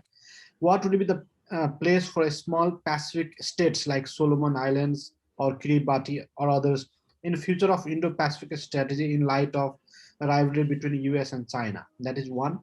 For Professor Blaxland, can we expect an Asian NATO framework, although the idea was expressed by the Trump administration? As of NATO countries, 2 of them, UK and Canada, shares a head of the state with Australia. How important is the shared Commonwealth link for dominations? Does Brexit makes the Commonwealth tie more important? Where does India fit into the shared cultural, linguistic, and supporting links with Australia? The third question is for Professor Sato. At previous Quad meetings, Japan has been carefully not naming China. In fact, it was only been the US that has openly mentioned China and has been critical of it. The other Quad members has always calibrated their response on China's sensitivity about the Quad. However, at the recent Quad foreign minister meeting held on 18 February, it was only Japan which has made a direct mention of China in its statement. Does this indicate a shift in Japan's approach? Is it hardening its position on China as Australia and India too have done in the recent past? So again, maybe we can start with John.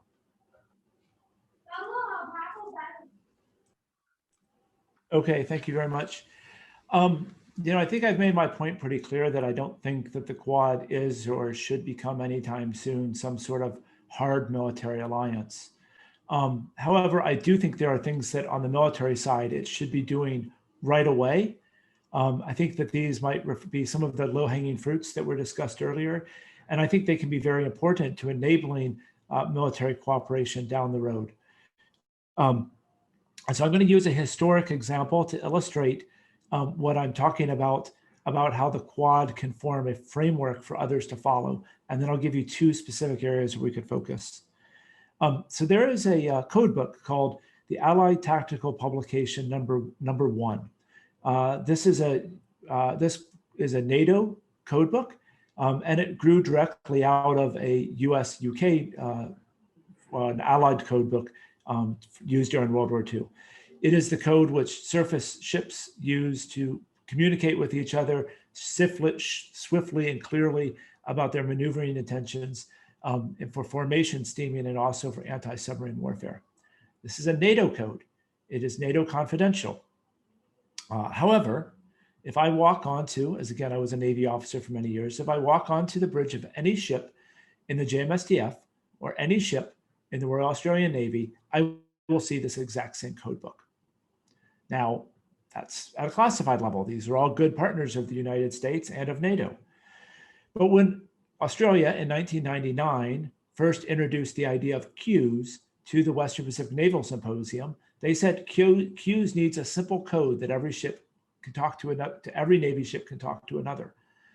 And if you look at the queues book that Australia produced in 1999, it is essentially ATP code book number 1 with the sensitive sections removed from it. So therefore, if you're a NATO sailor and you understand ATP number 1 and you memorize some of these codes, you will immediately be able to speak the language of queues.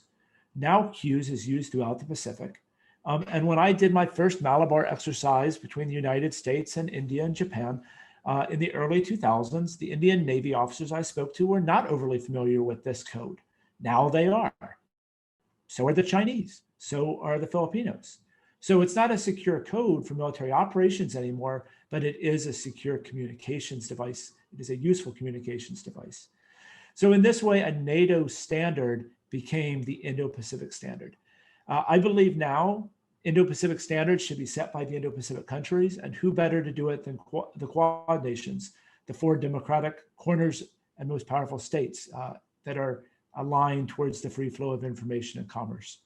So the 3 areas actually I will talk about where I think they could cooperate the most are 1, access. I already mentioned that Japan and Australia have a reciprocal access agreement. The United States enjoys similar opportunities to station its forces and move its forces freely through Australia and Japan. I think that India could hasten its development of access agreements with all 3 partners. Again, using my own personal experience, when I visit India as a military officer, it is one of the most difficult countries to gain the access and work through the bureaucracy for. This is because India's bureaucracy is famous, but it's also because we're just not as familiar as we are with other bureaucratic heavily states. So even when the defense ministers and the Navy chiefs have said, make it happen, it becomes hard to happen because we don't know the right phone number of the harbor master or what forms he might be responsible for that the Navy doesn't handle. So if those reciprocal access agreements could be created, then they could then be replicated. They would then become the standard we could use for the South Pacific or any other part of the world. Similarly with logistics, so most of the members of the Quad have some sort of AXA. These could be developed, these could be flexed, and these could be standardized. And then while I don't advocate bringing other states like Singapore, Indonesia into the Quad formally, it provides a template for easy communication to develop new standards with countries like Indonesia or France or the UK, other places have been mentioned. And then finally, the area is joint capacity building. The United States and Japan are the furthest along in this path, but we're still finding it very difficult. The concept that capacity building should be aligned and coordinated is an easy concept, but when you get into the nuts and bolts of it, it gets pretty complex. And it only really works when the people on the ground in the host nations are doing the hard lifting of coordinating activities. And in terms of maritime security, we can focus on all 4 countries sort of best partners, including Vietnam and the Philippines, where the most has happened already, but it should be expanded, included other ASEAN states in the South Pacific. And kind of going beyond just maritime security capacity building, going back to one of the initial conversations about infrastructure. If we are concerned about the geoeconomic influence which is being created by the BRI, then we need to create an alternate to that. And the way that alternate is going to come along is either trust the United States, the world's 2nd biggest economy, to do it on their own, or team up. And again, that's harder, it's easier said than done. The only example I know of cooperative infrastructure development within the Quad that involves more than just 2 of the states of the Quad is the US, Japan, Australia cooperation to develop undersea cables to feed the internet connectivity of Palau. If we can do it there, why can't we do it elsewhere? So this is going to take a robust discussion, but I think especially on the tech side, given India's strength in that sector, there's a great room for, there's a great opportunity. We just need to unlock it and figure out what it is and how it's going to happen. Thank you. May I now request Professor Claxton?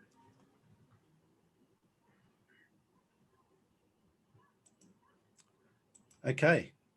Can you hear me? Everyone fine? Yes, sir, we can hear you. So the question I was asked was, can we expect an ASEAN NATO framework? I think it's useful to remember we used to have the Southeast Asian Treaty Organization in the 50s, 60s, and into the early 70s, and it was a bit dysfunctional because of the competing interests. My sense is that there are the dynamics that made that CETO not work effectively are probably still largely at play. But I think there are some important sub-regional mechanisms that can be capitalized upon. In Australia, we have the 5-power defence arrangement with Malaysia, Singapore, the UK, and New Zealand. I think similar, there are some other sub-regional groups, such as a sub-regional counter-terrorism network involving Australia, Malaysia, Singapore, Indonesia, Thailand, and Philippines. And I think there's an opportunity with the Quad to look at inviting informally, at least, some of the other countries that we want to engage in the space between our 4 nations, in that Indo-Pacific space that I put up on the map, to join. I'm thinking Singapore, Malaysia, Indonesia. And I think I would actually want to challenge what John said before about Indonesia. Yes, there are some dynamics at work there, but Indonesia is more mindful of Chinese pressure than ever, and has more cause to be looking to collaborate with other parties than ever over particularly how China's been asserting pressure in the South China Sea and elsewhere. But that doesn't mean it's an easy fix. It certainly isn't. And that's a debate I think we probably need a whole nother session on to explore.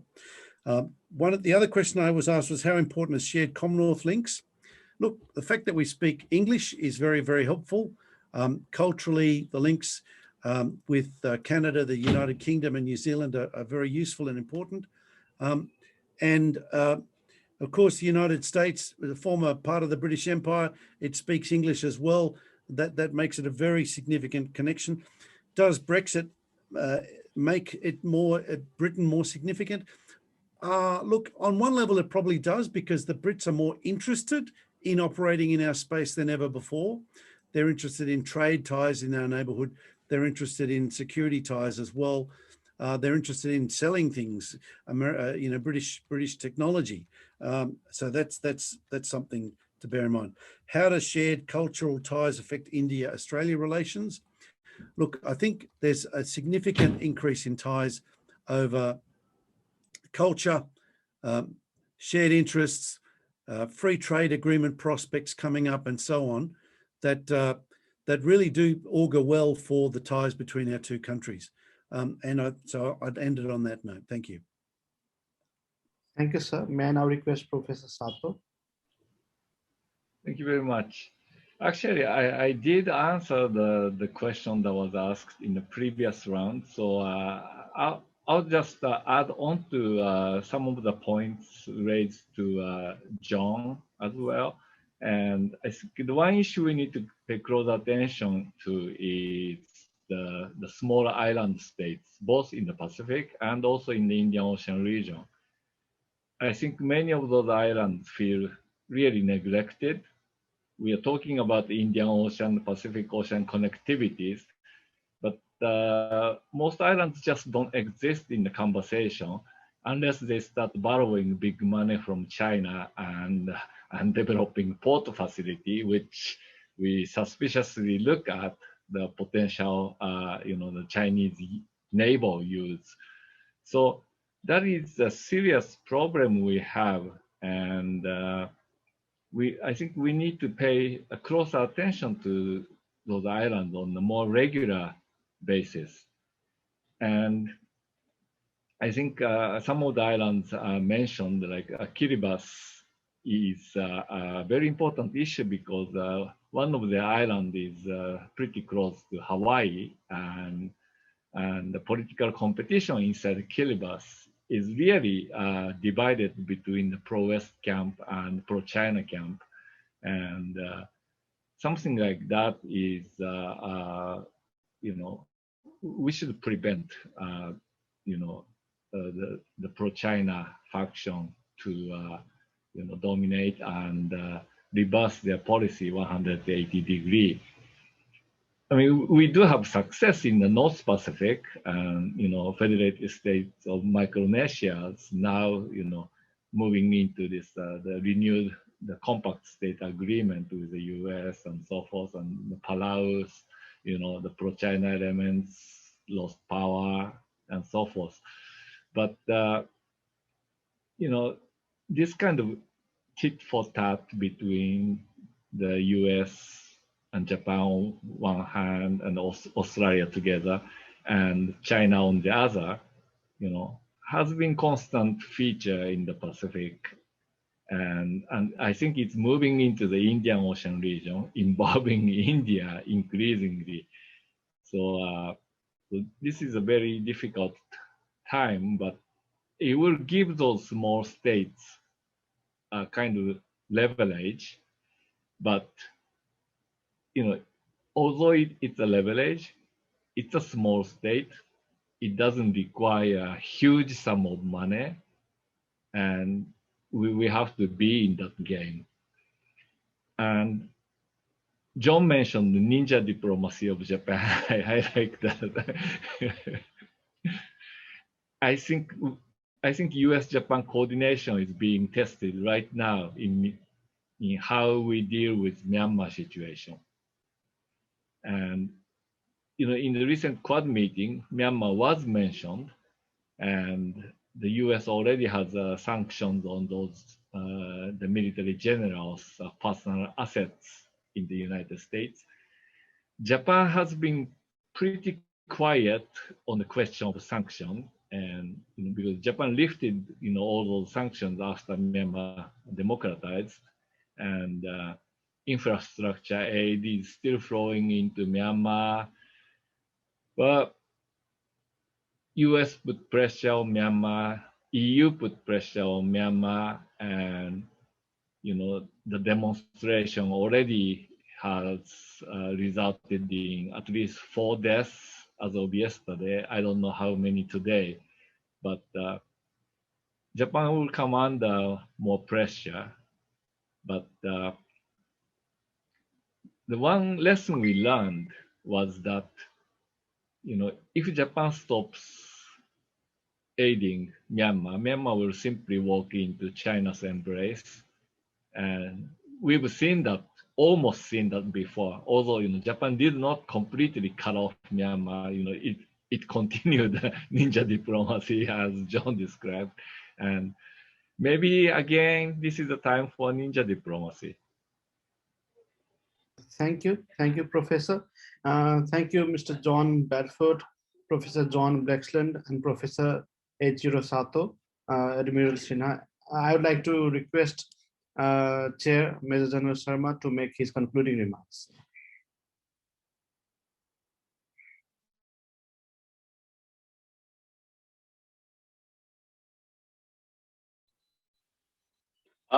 Thank you very much, Dr. Pramod, for facilitating this discussion today and reaching out to some of the finest minds on Indo-Pacific and geopolitics. We had very fruitful discussion and some very pragmatic and practical suggestions have come out. I'm so happy that none of the speakers resorted to jingoism and some kind of a wild sight line. I'm sure that, we would take note of all the recommendations and suggestions that have been made, and hopefully these get factored into the policy framework at some level. I just want to say that there are 3 countries who are facing China's belligerence on day-to-day basis. It is Japan, Taiwan, and India. And we have wealth of experience how to deal with this country and how to wash their strategic behavior. There is nobody who can contain any other country in today's world, particularly a country of the size of China. But I feel that this should not intoxicate China.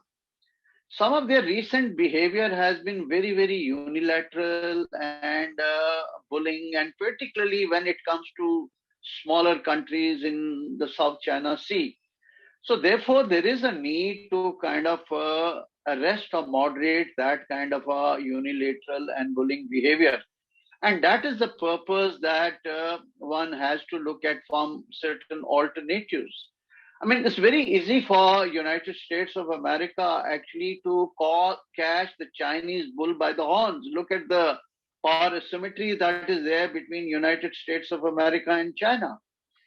But, well, that is not the way the modern and civilized states behave.